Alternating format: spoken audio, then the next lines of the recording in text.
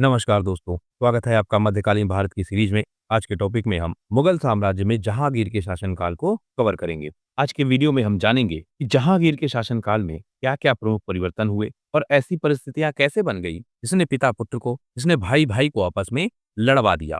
सत्ता का वह संघर्ष भी हम समझेंगे या उसके बेस को हम समझेंगे जिसने इस घटना को अंजाम दिया। उसके अलावा परीक्षा के लिए जो बहुत इंपॉर्टेंट फैक्ट हैं, जिनका पूछे जाने की संभावना है, उनको भी आज हम कवर करेंगे। तो मैं अनुपम तिवारी स्वागत करता हूं आपका अपने इस यूट्यूब चैनल पर। अगर अभी तक आपने इस चैनल को सब्सक्राइब नहीं किया है, तो चैनल को सब्सक्राइब जरूर कीजिए और अपने दोस्तों के साथ इसको जरूर शेयर कीजिए। हमने इससे पहले समझा था कि जहांगीर किस तरीके से बादशाह बनता है। वह पहले अकबर के खिलाफ विद्रोह करता है, बाद में सुलह समझौता हो जाता है और किसी तरीके से वह बादशाह बनता है। जब यह बादशाह बनता है तो यह मुगल साम्राज्य का चौथा बादशाह है। सबसे पहले बाबर, बाबर के बाद हुमायूं, हुमायूं के बाद अकबर और अकबर के बाद जहांगीर बादशाह बनता है। इसका पूरा नाम क्या है? नूरुद्दीन मोहम्मद सलीम। सलीम क्यों नाम है? क्योंकि सलीम चिश्ती के आशीर्वाद से यह हुआ था। शासनकाल कब से कब तक है? 2 नवंबर 1605 से 28 अक्टूबर 1627 तक इसका शासनकाल हमको दिखता है। इसने क्या-क्या प्रमुख परिवर्तन किए हैं? इसके काल की सबसे ज्यादा विशेषताएं हमको कहाँ से मिलती है? यूके जहांगीरी से, जो कि इसकी अपनी आत्मकथा है। वहीं से इसके शासनकाल के विषय में सबसे ज्यादा हमको पता लगता है। इसकी प्रमुख उपलब्धियां क्या है? क्या-क्या इसने सबसे ज्यादा काम किए हैं? इसके शासनकाल में हम देखते हैं तो जो सांस्कृतिक उपलब्धियां हैं वह हमको दिखती है, लेकिन सैन्य विस्तार काफी सीमित होता है। बहुत ज्यादा यह सैन्य रूप से विस्तार नहीं करता है। अपनी साम्राज्य की सीमाओं को बहुत ज्यादा यह बढ़ाने का प्रयास नहीं करता है, लेकिन सांस्कृतिक विशेषताएं हमको दिखती है। इसीलिए इसके शासनकाल में हम देखते हैं कि जो कला है और चित्रकला है, इनको काफी संरक्षण दिया जाता है, राजकीय संरक्षण दिया जाता है और जिसके कारण यह काफी विकास करती है। मुगल काल में जो जहांगीर का शासनकाल है, इसको कहते हैं चित्रकला का स्वर्णकाल। इस समय असावन और मंसूर जैसे प्रमुख चित्रकारों को राजकीय संरक्षण दिया जाता है। अब यह नाम आपके लिए इंपॉर्टेंट है, असावन और मंसूर, यह आपसे पूछा जा सकता है और पूछा भी गया है। इस समय क्योंकि जो इस्लाम की व्यवस्था है उसमें चित्रकारी मना है, यानी किसी मनुष्य की चित्रकारी नहीं की जा सकती है। यह बात मना है तो इसका प्रभाव हमको यह दिखता है। जो प्राकृतिक चित्रकारी है, प्राकृतिक चित्रकारी का मतलब जैसे पेड़ पौधे हैं, पत्तियां हैं, फूल हैं, इनकी चित्रकारी खूब होती है। इसके साथ साथ ही जो जीव जंतु हैं, जानवर हैं, इनकी भी चित्रकारी खूब होती है। एक बड़ा परिवर्तन हमको और मिलता है न्याय व्यवस्था में सुधार का। परिवर्तन क्या कहें हम, एक व्यवस्था बनती है और इस व्यवस्था के थ्रू न्याय व्यवस्था में सुधार करने की कोशिश की जाती है। व्यवस्था क्या है? Golden chain of justice. Jahangir क्या करता है, एक चेन लगवाता है अपने महल के बाहर और अगर किसी व्यक्ति को कोई समस्या है तो उस चेन को खींचकर घंटी बजाता था। यानी चेन में एक घंटी लगी थी ऊपर और चेन नीचे होती थी। कोई भी व्यक्ति चेन को खींचकर इस घंटी को बजा सकता था। इस घंटी को बजाने का मतलब उसे कोई समस्या है और उस समस्या का समाधान राजा को या फिर बादशाह को करना होता था। तो यह एक न्याय व्यवस्था में बड़ा परिवर्तन था। यह था कहाँ पर? आगरा के किले में और यमुना नदी के किनारे। प्रमुख उपलब्धियां और कौन-कौन सी हैं? इस समय हम देखते हैं क्योंकि अकबर ने ऐसी व्यवस्थाएं ऑलरेडी बनाई थी, इसने जहांगीर के काल में भी जो अर्थव्यवस्था है उसको काफी मजबूत स्थिति में रखा। यहाँ आप ध्यान रखेंगे जो तोडरमल की व्यवस्था है, उस तोडरमल की व्यवस्था ने बहुत योगदान किया था कि अकबर बहुत सारे पैसे इकट्ठे कर पाया था या अकबर ने बहुत सारा टैक्स कलेक्शन किया था। तो अकबर के जाने के बाद इतना धन था साम्राज्य में या फिर मुगल दरबार में कि जहांगीर भी बहुत आसानी के साथ अपनी व्यवस्थाओं को चला सकता था। सर थॉमस रो यह आते हैं मुगल दरबार में, यह भी इंपॉर्टेंट फैक्ट है। यह किसके काल में आते हैं? जहांगीर के काल में। और यह बताते हैं कि कैसे जो आर्थिक व्यवस्था है, व्यापार की व्यवस्था है, वह बेहतर तरीके से चल रही है। जहांगीर के शासनकाल के दौरान ही जो अकबर का मकबरा है, इसके निर्माण को पूरा किया जाता है, यानी यह बनकर तैयार होता है। धार्मिक रूप से भी हम देखते हैं कि अकबर की नीतियों का प्रभाव जारी रहता है। हालांकि हम देखते हैं कि जहांगीर बाद में कट्टर होता है, स्पेशली सिख धर्म को लेकर, लेकिन वह राजनीतिक एंगल से भी हमको दिखेगा जब अर्जुन देव के साथ जहांगीर के विवाद होंगे। कुल मिलाकर ओवरऑल जब हम देखते हैं तो जिन व्यवस्थाओं के साथ अकबर चल रहा था, कुछ उसी तरह की व्यवस्थाओं के साथ, मतलब धार्मिक रूप की व्यवस्थाओं के साथ अकबर के बाद जहांगीर भी चल रहा था। एक बड़ा परिवर्तन और होता है। जो मेवाड़ के राजा हैं, अमर सिंह प्रथम, वह संधि कर लेते हैं किससे? जहांगीर से। 1615 में यह संधि हो जाती है। मेवाड़ आपको याद होगा पिछले वीडियो में जिसकी हमने बात की थी। राणा सांगा के समय से ही जो मुगल दरबार है या जो मुगल प्रशासन है वह लड़ रहा था। राणा सांगा से बाबर लड़ते हैं, राणा सांगा के बाद उदय सिंह आते हैं, उदय सिंह से अकबर लड़ता है, उदय सिंह के बाद प्रताप आते हैं, प्रताप मतलब महाराणा प्रताप आते हैं, इनसे भी अकबर लड़ता है। इसके बाद आते हैं अमर सिंह से युद्ध होता है किसका? जहांगीर का। लेकिन बाद में संधि हो जाती है, संधि की कुछ शर्तें होती हैं। क्या शर्तें हैं? संधि जो होती है वह ज्यादातर हम देख पाते हैं कि मेवाड़ की शर्तों पर होती है। जैसे मुगल दरबार के साथ संधि होने का क्या मतलब होता था? मतलब एक तो यह होता था कि यह अधीन हो गया है। जैसे मान लेते हैं कोई क्षेत्र है, एग्जाम्पल के लिए हम बात करें मालवा। मालवा ने अगर संधि की किससे? मुगल दरबार से, तो अब मालवा किसके अधीन है? मुगलों के। इसका मतलब जो टैक्स कलेक्शन की व्यवस्था है वह कौन देखेगा? मुख्यतः यानी उसकी नीतियां कौन बनाएगा? मुगल बनाएंगे। इसके अलावा जो इनका राजा है, इसका मालवा का राजा, हम यहाँ एग्जाम्पल के तौर पर समझ रहे हैं, यह जाएगा कहाँ पर? मुगल दरबार में। और मुगल दरबार में यह क्या बन जाएगा? मनसबदार। यानी मुगल दरबार की अधीनता स्वीकार करनी होगी राजा को। राजा जाएगा मुगल दरबार में। कई बार हम यह भी देखते हैं कि वैवाहिक संबंध होते हैं, मतलब इस राजा की कोई पुत्री, कोई बहन, उनका विवाह होता है मुगल दरबार में, चाहे वह बादशाह से, बादशाह के पुत्र से, या फिर किसी सिपह सालार से, या फिर मनसबदार से। यह सब भी हमको दिखता है। जब मेवाड़ के साथ संधि होगी तो वह कुछ अलग स्थिति में होगी। यह संधि क्यों हुई थी, इसके पीछे घटनाक्रम क्या है, इसको हम और डिटेल से कवर करेंगे। अभी जहांगीर के काल में जो प्रमुख परिवर्तन हुए हैं हम उनकी बात कर रहे हैं। तो मेवाड़ के साथ संधि होना यह एक बड़ा परिवर्तन है। और इस संधि की शर्तें क्या है? मेवाड़ ने मुगल आधिपत्य स्वीकार कर लिया, पहली शर्त। दूसरी शर्त यह जो सबसे खास है, राणा अमर सिंह मुगल दरबार में नहीं जाएंगे, बल्कि इनके बदले कौन जाएगा? उनके पुत्र करण सिंह। जो चित्तौड़ दुर्ग था जिसको मेवाड़ से छीन लिया था अकबर के शासनकाल के दौरान, अकबर ने वहां पर हमला किया था और चित्तौड़ दुर्ग में कत्लेआम किया था। उसके बाद चित्तौड़ चला गया था किसके कंट्रोल में? मुगलों के कंट्रोल में। उस चित्तौड़ दुर्ग को वापस किया गया।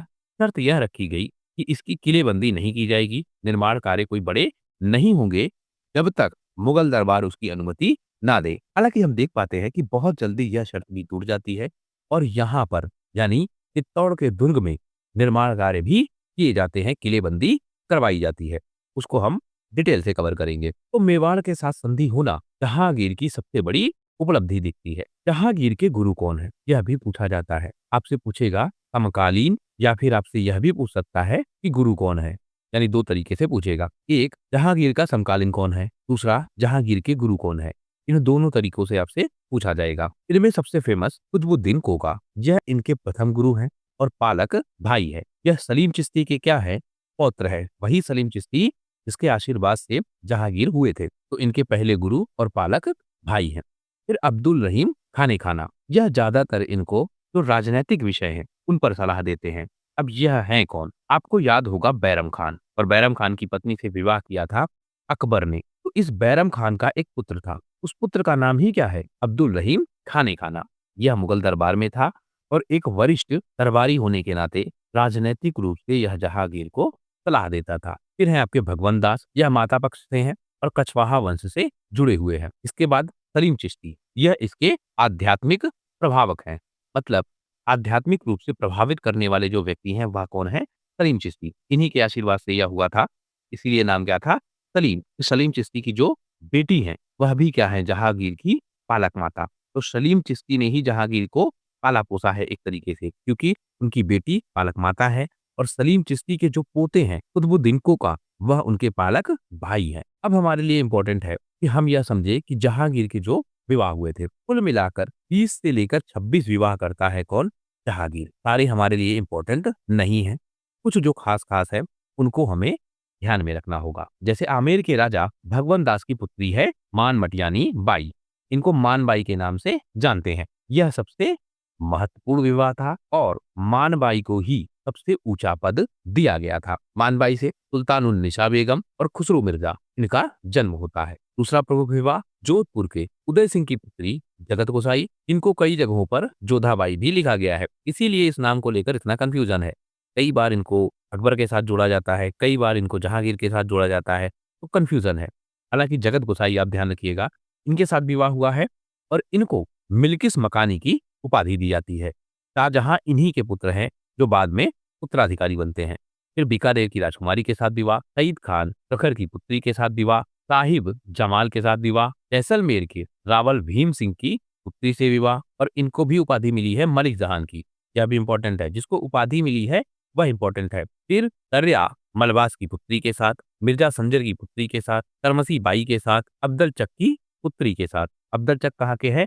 चक राजवंश के हैं और कश्मीर के हैं। इसके अलावा अली राय की पुत्री के साथ, नूर उन निसा बेगम के साथ, मुबारक खान की पुत्री के साथ, राजा अली खान की पुत्री के साथ, अब्दुल्ला खान बलूच की पुत्री के साथ, खास महल के साथ, ख्वाजा दोस्त मोहम्मद काबुली की पुत्री के साथ, तलहिया बानो बेगम के साथ, जगत सिंह की पुत्री के साथ, रामचंद बुंदेला की पुत्री के साथ, मिर्जा मोहम्मद हाकिम की पुत्री के साथ और मिनुन्निसा बेगम के साथ। यह सारे क्या है? प्रमुख विवाह है जहांगीर के। सबसे ज्यादा इंपॉर्टेंट है मानबाई। अब यह इंपॉर्टेंट क्यों है? एक तो मानबाई को शाह बेगम का पद दिया गया। शाह बेगम का मतलब यह राजकीय बेगम है, यानी राजकीय पत्नी है का मतलब सबसे प्रमुख पत्नी है। यह है कौन? तो आमेर के राजा हैं, राजा भगवंत दास, उनकी बेटी है। इन्हीं के साथ विवाह होता है जहांगीर का और इनका एक पुत्र है खुसरो मिर्जा। अब इसमें दो वर्जन है। एक कहते हैं कि जब खुसरो मिर्जा का जन्म हुआ तब इनको शाह बेगम की उपाधि मिली।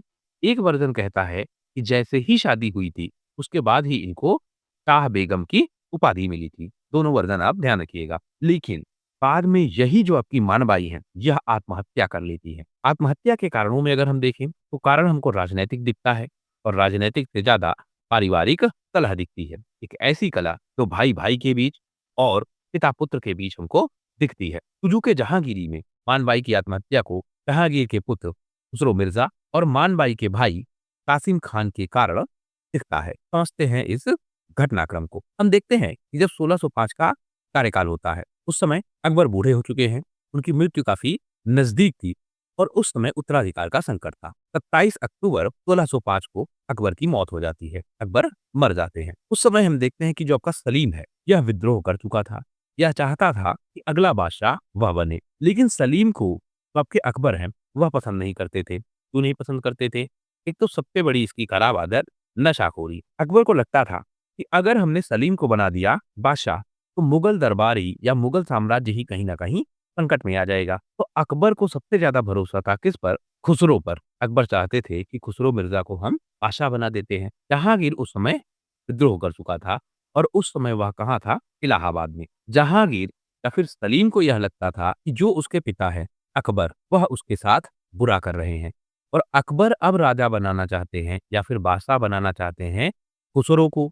और खुसरो का मतलब सलीम का पुत्र या फिर जहांगीर का पुत्र। सलीम यह नहीं चाहता है कि खुसरो राजा बने, वह खुद बादशाह बनना चाहता है और खुसरो को पसंद करता है कौन? अकबर। अब यह सबसे प्रमुख कारण बनेगा कि सलीम नापसंद करेगा किसको? खुसरो को। सलीम बार बार खुसरो पर यह आरोप लगाता है कि खुसरो भड़का रहा है अकबर को सलीम के विरुद्ध और खुसरो क्योंकि योग्य भी है, इस वजह से जो आपका सलीम है वह और ज्यादा भयभीत है कि कहीं ऐसा ना हो कि अकबर खुसरो को ही बादशाह बना दे। इन सब के बीच फंसती है मानबाई, जो कि कौन है? जहांगीर की पत्नी या फिर सलीम की पत्नी। मानबाई अपने पति के लिए वफादार है, यानी सलीम के लिए वफादार है। वह चाहती है कि परिवार में इस तरीके के विवाद ना हो और क्योंकि सलीम की आदतें ऐसी थी या फिर जहांगीर की आदतें ऐसी थी कि कोई नहीं चाहता था कि वह बादशाह बने, तो खुसरो मिर्जा कहीं ना कहीं सबसे बड़ी बाधा था कि वह जहांगीर को बादशाह बनने से रोक रहा था। यह सबसे बड़ा कैंडिडेट था जो अगला बादशाह बन सकता है।